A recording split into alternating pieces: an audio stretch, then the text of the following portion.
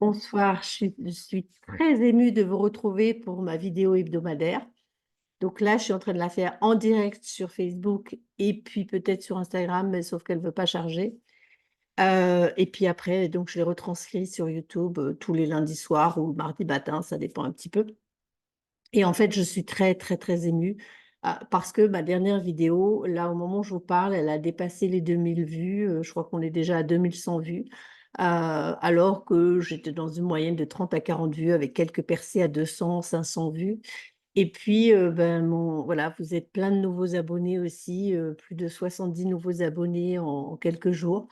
Heu, Ça me fait énormément plaisir, mais pas pour moi. C'est parce qu'en fait, ça fait plus d'un an que je publie, des vidéos. Alors ça fait vraiment un an que je suis régulière et que, voilà, il y a vraiment des vidéos, hebdomadaires, heu où je parle, voilà, de la vie, de la mort. Je vais me présenter après et en fait, au-delà de ça, c'est de me dire que je sais que ce que je partage, peut contribuer à d'autres personnes.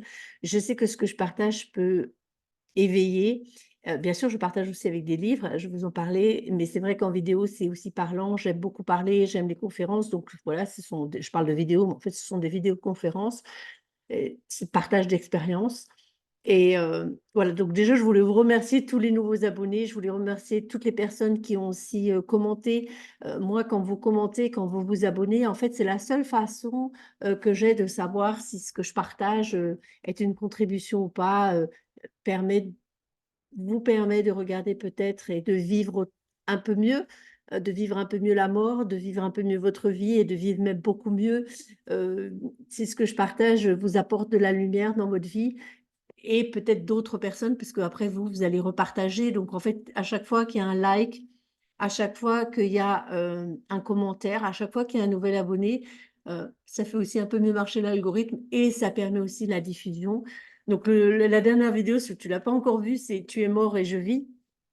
Ah, c'est quelque chose, qui était le titre d'un d'un chapitre de mon livre, il va y avoir encore tellement de jours.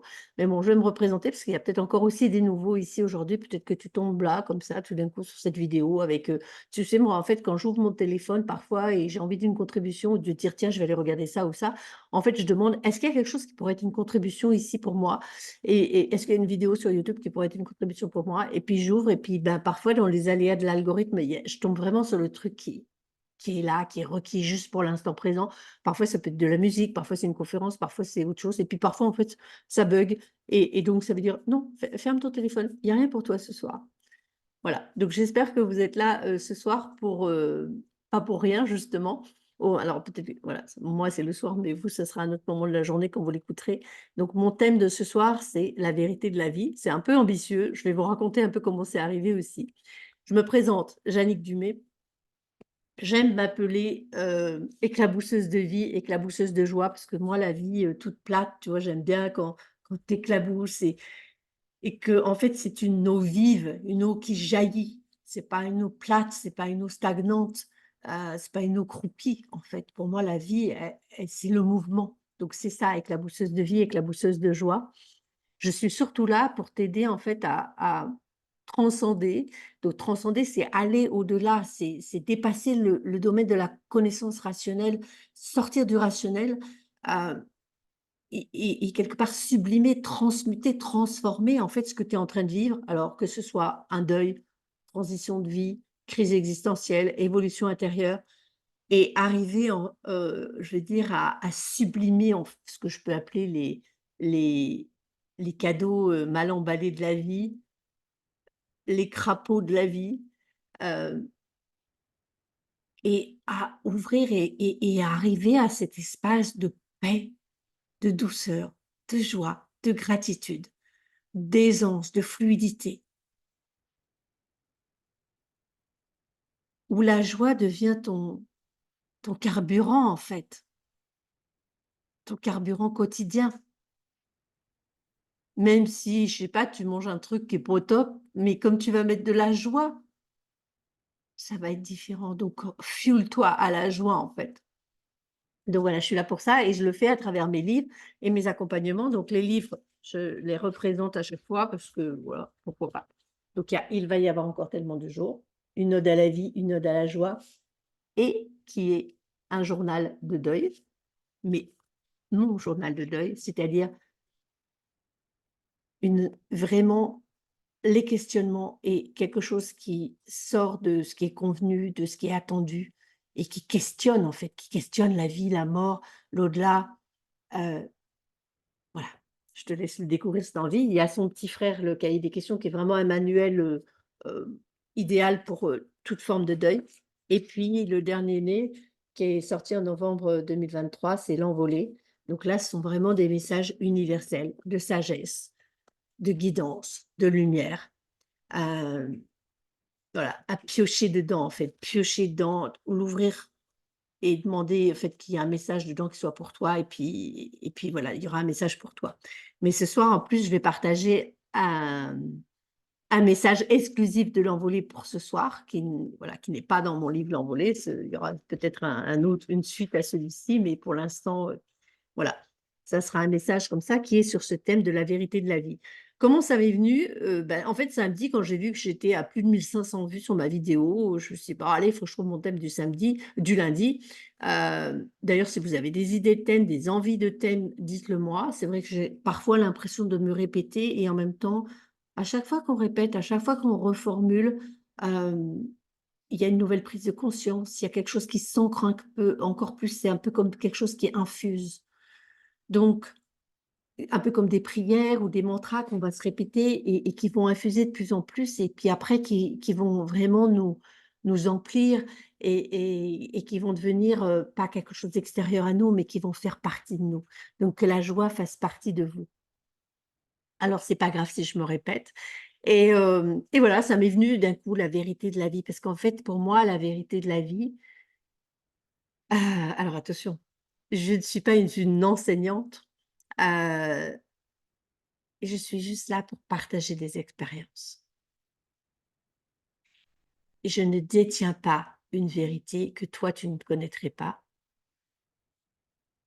Chacun a accès en fait à cette vérité et moi mon propos c'est d'aller questionner la vie, la mort, l'au-delà, d'aller questionner en fait toutes ces questions existentielles, mais pas dans les questionner pour asséner des réponses, pour absolument trouver des réponses, mais pour remettre du mouvement sur tout ce qui a été figé et pour rester dans ce mouvement de la vie et pas, s'enfermer en fait dans des réponses qui peut-être, nous ont été inculquées, ont été, balancées ou alors des réponses qui vont peut-être nous rassurer pendant un moment, mais qui vont plus fonctionner parce qu'en fait, c'est ça la vie, c'est tout le temps du mouvement. Il y a quelque chose qui va fonctionner pendant un moment et c'est OK, mais ça va bouger.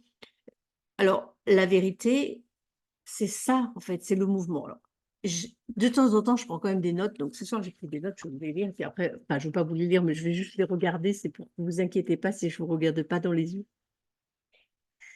Euh, oui, donc quand je parle de la vérité de la vie, je parle de la vie, donc visible, invisible, la vie incarnée et la vie, voilà, la vie, en fait, l'essence de la vie.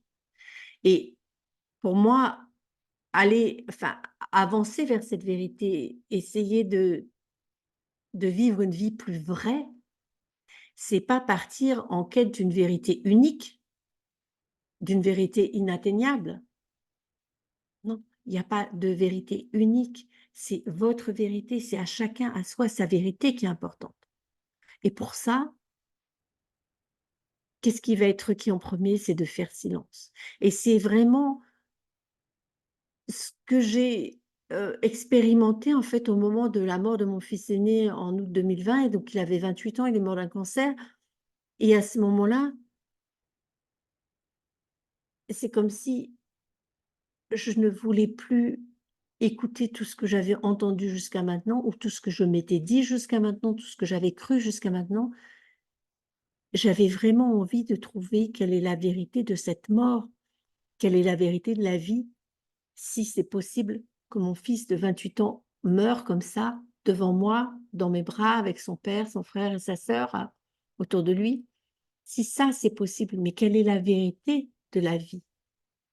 Est-ce que la vérité, c'est ce que nous avons vécu, qu'on peut qualifier de drame, de terrible, d'horreur? Nous, moi, c'était de stop, je ne qualifie pas, je ne définis pas, je n'enferme pas avec des étiquettes. Je fais silence, je fais table rase, en fait, de tout ce que j'ai pu savoir sur la mort, savoir sur la vie avant, apprendre ou pas sur la vie, la mort. J'efface le tableau blanc ou le tableau noir, ça dépend, en fait. Et dans cet espace vierge, avec cette mort, avec la vie que j'ai moi qui est charnelle, qui est incarnée, qu'est-ce que j'entends? Mais pour entendre la vérité, ce qui est requis, c'est d'abord le silence. Donc c'est aller faire taire tout le brouhaha. J'écoute un petit peu, je regarde un peu mes notes, mais ça va, je m'en sors. Donc c'est vraiment aussi aller effacer le tableau, heu, où il y a eu tout, c'est tout cribouillé partout. Tu sais, quand, je sais pas, un mathématicien, il a mis toutes ses formules, ou un prof de français, il a mis tous ses trucs, tous ses petits dessins, et cetera. Donc tout cet embrouillamini du mental, en fait, aussi. De toutes aussi les programmations que nous avons, qui viennent de notre vie, celle-ci, et puis de nos vies antérieures, peut-être. Donc on va aller faire un reset complètement. Et là, dans ce silence, la vérité, notre vérité du moment présent devient accessible. Dans ce souffle de la respiration. Dans ce souffle de la respiration, parce que là, moi, je m'adresse à des personnes qui sont incarnées comme moi, donc voilà, qui respirent. Et peut-être simplement pour accéder à notre vérité, c'est aller aussi observer notre souffle. Est-ce qu'il est fluide? Est-ce qu'il y a un endroit dans le corps, dans le sternum, dans la gorge, dans le ventre qui se sent oppressé? Est-ce que nos poumons arrivent à s'expanser, avec aisance? Est-ce que notre diaphragme se détend? Et sans aucun jugement, juste observer: «Tiens, là, c'est un peu contracté». OK. Donc il y a ce souffle de la respiration, et la vérité de la vie, c'est aussi le souffle de la flamme de vie. Et ce souffle-là, il est bien au-delà de l'incarnation. Quand notre fils a, ce qu'on appelle, rendu son dernier souffle devant nous, ouais, c'était son dernier souffle, de gaz carbonique, hein, parce que donc quand on expire, oui, c'est du gaz carbonique, que je ne me trompe pas.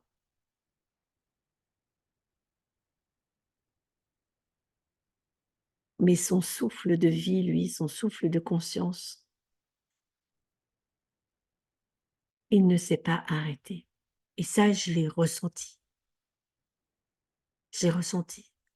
Et même là, quand j'en parle, voilà, je sens de la chaleur dans mon dos, quoi. C'est quelque chose de très fort. Et ouais, et c'est pas, alors vous allez me dire, peut-être que voilà, en tant que mère, je suis assez subjective là-dessus, mais c'était vraiment ça. C'était vraiment clair. Et alors, je n'avais pas encore vu quelqu'un mourir devant moi, mais par contre, j'ai vu pas mal de dépouilles, celles de mes parents, donc les tantes,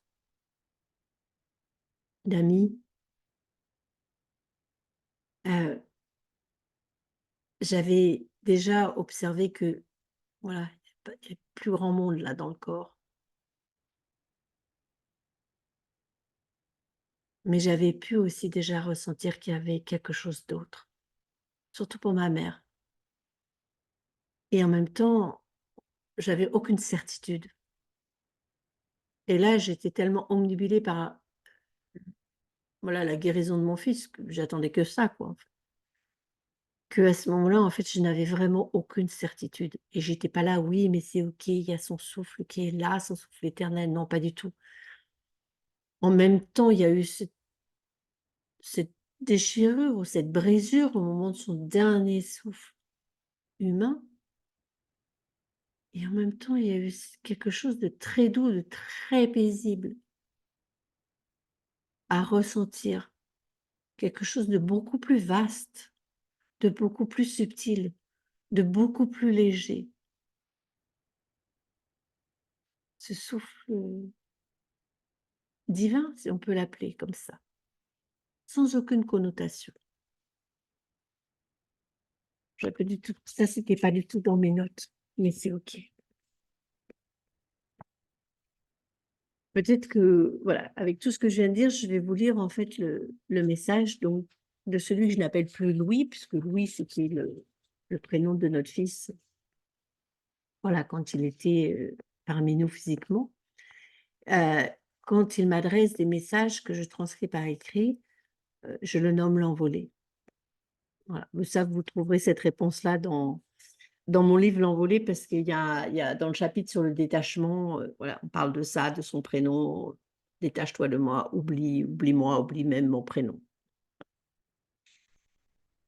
Donc en fait, quand j'aimerais un message de lui, parce qu'en général, c'est quand je lui demande qu'il me répond, hein, c'est très, très rare qu'il m'envoie des messages sans que je l'ai sollicité, sans que je lui ai demandé, c'est exceptionnel, ça arrive.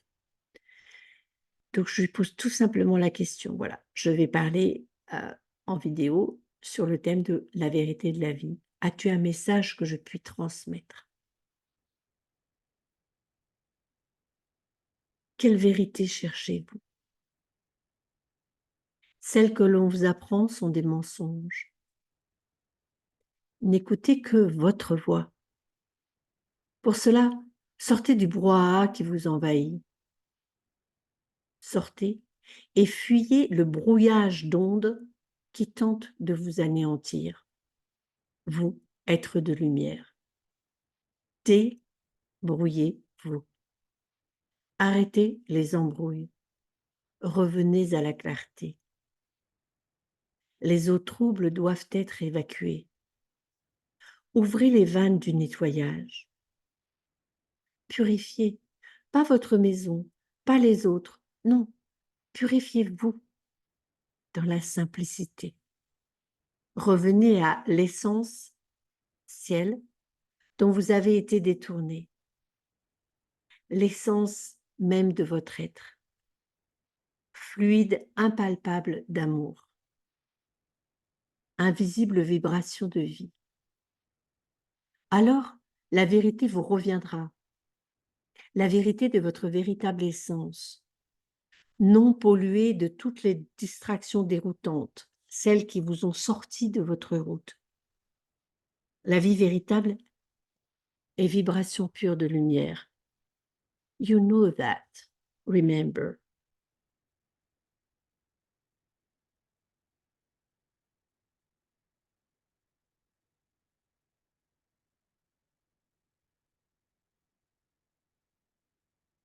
Je laisse un peu infuser. Alors, si c'est la première fois que tu entends un message de l'envolée, lu par moi comme ça, donc sache que c'est normal qu'il y ait un petit peu d'anglais de temps en temps. Voilà, j'ai aussi vécu en Australie, notre fils aîné est né en Australie et voilà, on a toujours communiqué aussi un petit peu en anglais. Donc voilà, j'espère que c'est un anglais qui est encore accessible. Donc «you know that», ça veut dire: «Tu sais cela» et «remember», rappelle-toi. Je vous laisse en fait, écouter, réécouter, laisser infuser ce message sans, tenter heu, de le comprendre, intellectuellement, cognitivement, mais juste vous laisser infuser par l'énergie des mots.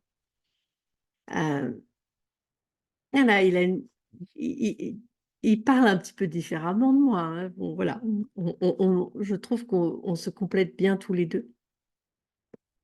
Son langage est assez poétique, heu voilà, je dis rien de plus dessus. Je voulais savoir et moi je complète, en fait. Bon, donc en fait, ce n'est pas forcément ça là-dessus que je voulais partir, mais avec son message, c'est ça qui m'est venu. Et effectivement, quand tu parles de revenir à la simplicité, parce que la vie effectivement, est très complexe. Ceci dit, elle n'est pas compliquée. C'est nous qui nous la compliquons et elle nous a été compliquée. Je dis pas ça pour qu'on se rajoute en plus de la culpabilité, mais c'est vraiment dans cette complexité, rechercher la simplicité, aller vers la simplicité. La complexité, ça veut dire qu'il y a beaucoup de choses, qu'il y a beaucoup d'embranchements, il y a beaucoup de et en même temps, c'est un assemblage, pardon, heu, de plein d'éléments simples. Donc ne pas oublier, ne pas se détourner de la simplicité. C'est ça aussi, la vérité de la vie.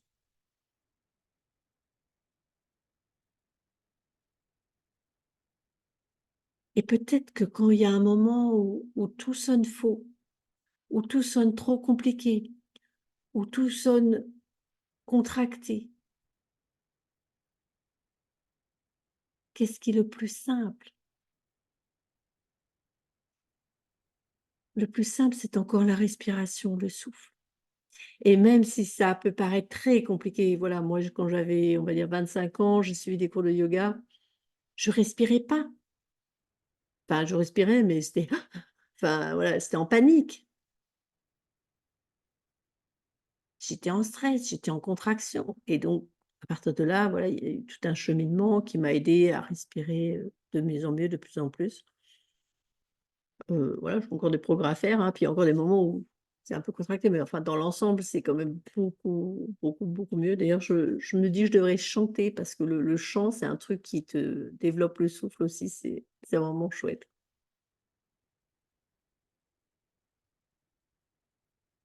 Donc revenir à ça, revenir à un sourire, revenir en fait à la gratitude aussi. Quand tout semble, merdique, quand tout semble, épouvantable, voilà, quand la vie s'effondre, c'est ça qui s'est passé quand notre fils est mort.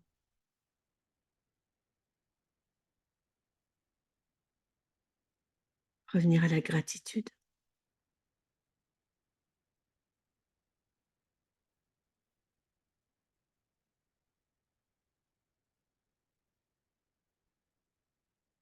revenir à la simplicité, à des premiers gestes simples aussi,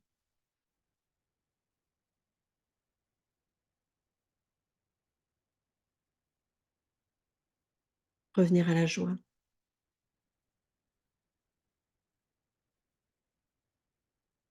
Et je sais que pour beaucoup de personnes, c'est quelque chose qui paraît impossible.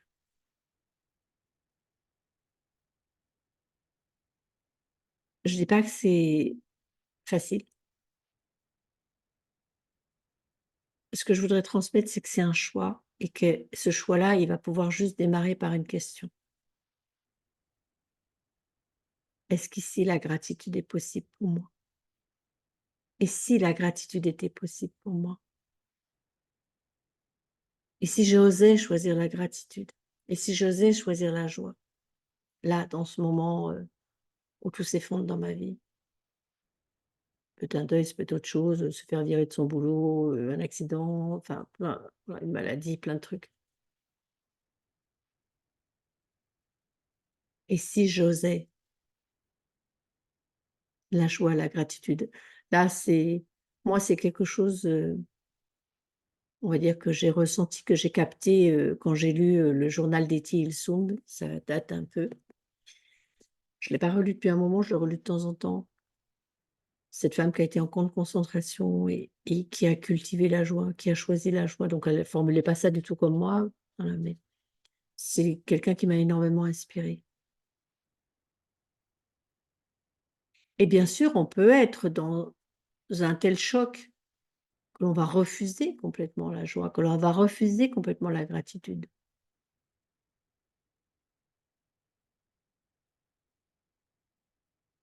Mais la vie, la vérité de la vie, c'est on ne peut pas rester figé, on ne peut pas rester enfermés dans le refus. Parce que même si en apparence, on est enfermé dans le refus, en dessous, ça grouille. Toutes les émotions qui n'ont pas bien été exprimées, qui sont enfermées, tout ça, et un jour, ça risque d'exploser. Alors on peut maintenir une carapace et pendant des années, et ça peut tenir, toute notre vie, physique, hein. Mais à quel prix? La vérité de la vie, c'est pas la douleur. La vérité de la vie, c'est pas la souffrance.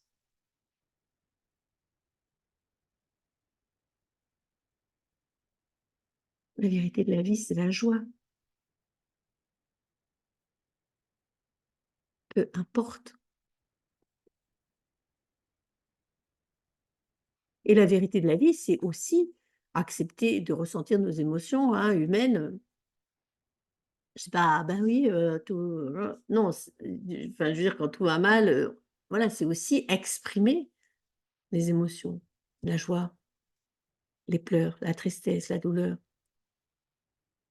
Mais c'est pas rester enfermé. Et c'est vrai que quand il y a choc, quand il y a trauma, ah,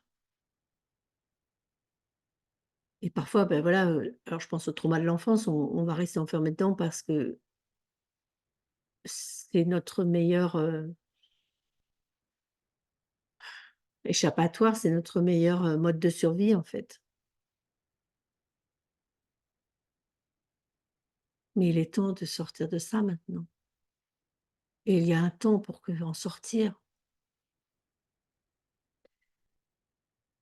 Et donc voilà, je suis partie un peu sur autre chose que ce que j'avais noté. C'est pas grave.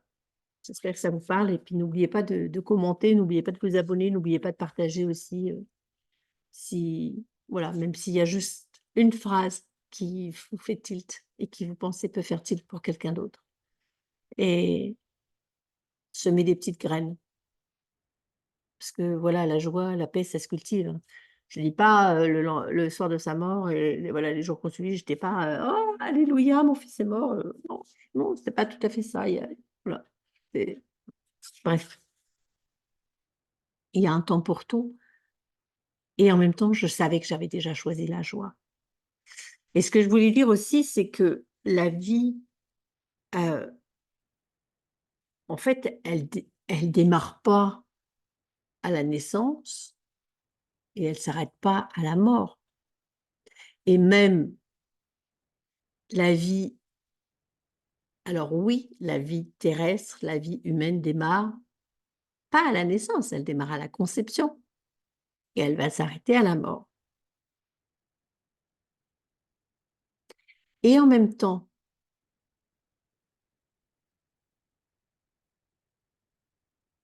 cette flamme de vie qui va nous animer pendant toute notre vie terrestre,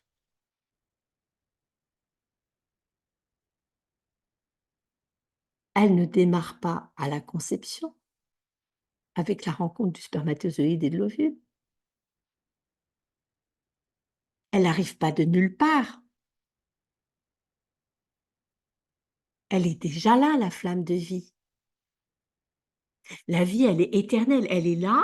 Il y a ces rencontres qui se font, qui font, voilà, qu'il y a un être humain qui va se développer, qui va naître, qui va vivre, on ne sait pas combien d'années, et puis qui va mourir. Et puis elle continue. Donc la vie est éternelle. La vie est éternelle. En fait, je pensais pas à ça quand j'ai choisi le thème «La vérité de la vie» et puis quand j'ai commencé à prendre des notes, en fait, c'est ça qui est venu. Mais c'est ça, en fait. C'est aussi simple que ça. Et je suis pas là pour être scientifique, pour voilà, dire des choses. Et alors, je vais vous lire, j'espère que je vais le retrouver. Peut-être que oui, peut-être que non. Un passage qui est dans mon livre «Il va y avoir encore tellement de jours», je te connais depuis la nuit des temps. Parce qu'en fait, ce qui s'est passé, c'est donc on a vécu en Australie, notre fils est né là-bas et puis, Voilà, j'ai trouvé. Donc c'est qu'il fallait que je vous le partage. Et puis donc, on a vécu on est arrivé en 1991 et puis donc j'ai tenu un journal de voyage, hein, parce qu'à l'époque, il y avait pas internet, il y avait pas enfin, c'était les prémices, voilà, c'était quand même c'était vraiment une grande aventure et donc j'ai pris des notes, j'avais mon le journal de bord, journal de voyage. Bonsoir Michel et et puis en fait, bah, le journal de bord, il s'est arrêté, 1 mois après, la naissance de notre fils aîné parce que là, j'avais un petit peu trop d'autres occupations et j'ai lâché et en fait, donc après la mort de Louis, j'ai rangé des affaires, donc c'était pendant ces 3 mois où j'écrivais et j'ai retrouvé, comme j'avais un peu cherché les papiers, des photos et cetera, j'ai retrouvé ces carnets de bord. Donc je vais vous lire et puis vous allez voir parce que ça m'a drôlement émue parce que donc, ça date de 1992 et c'était assez incroyable de lire ça, j'avais vraiment complètement oublié. Je dédie le week-end au rangement et je trouve les carnets de bord écrits pendant nos premières années australiennes. Je lis ce que j'ai écrit 11 jours après ta naissance. C'est étrange, car en fait, même si Louis est un nouvel être avec qui il faut faire connaissance, j'ai l'impression qu'il était toujours là, déjà là, que ça n'aurait pas pu être quelqu'un d'autre, que c'est lui que nous avions toujours attendu. Je n'ai pas le sentiment de bouleversement dont on nous a parlé dans la préparation parentale, plutôt d'un immense apaisement, une certaine sérénité. En sachant qu'à l'époque, j'étais pas trop versée, ouverture spirituelle, et cetera, hein. J'étais pas trop ouverte et je relis ça donc, ben, 28 ans après, impressionnant. C'est impressionnant donc en fait, c'est ça. Il était déjà là. Il est venu donc en fait, c'est vraiment cette parenthèse de vie terrestre qui est au sein de la vie éternelle et il y en a plein des parenthèses de vie terrestre. En même temps, voilà, cette parenthèse de vie terrestre, c'est pas parce que c'est juste une parenthèse, on s'en fout et cetera. Non, c'est la vivre complètement l'expérience, et qu'est-ce que je choisis de vivre en fait? Comment est-ce que je choisis de la vivre l'expérience? Même s'il y a des événements douloureux, difficiles, insupportables même parfois. Et comment est-ce qu'on peut rendre ces expériences peut-être plus facile, plus joyeuse, plus heureuse, plus aisée pour les autres. Qu'on arrête de créer des expériences, douloureuses, difficiles. Qu'est-ce qu'on peut créer pour d'autres, pour le monde? Alors déjà, si tu commences à regarder la vérité de la vie comme ça, que la vie est éternelle, déjà, commence à moins flipper par rapport à la mort. Ta propre mort et puis, ben, alors continuer aussi le lien, cette communion avec ceux qui n'ont plus de corps. Donc ça change quand même pas mal de choses. J'ai l'impression que je pourrais encore parler pendant des heures. Je vais m'arrêter là pour aujourd'hui. Je vous dis, à la semaine prochaine, donc en direct, sur Facebook et sur Instagram, sauf ce soir, ça va pas marcher, les lundis à 18 h et puis, je vous les rediffuse en différé sur YouTube.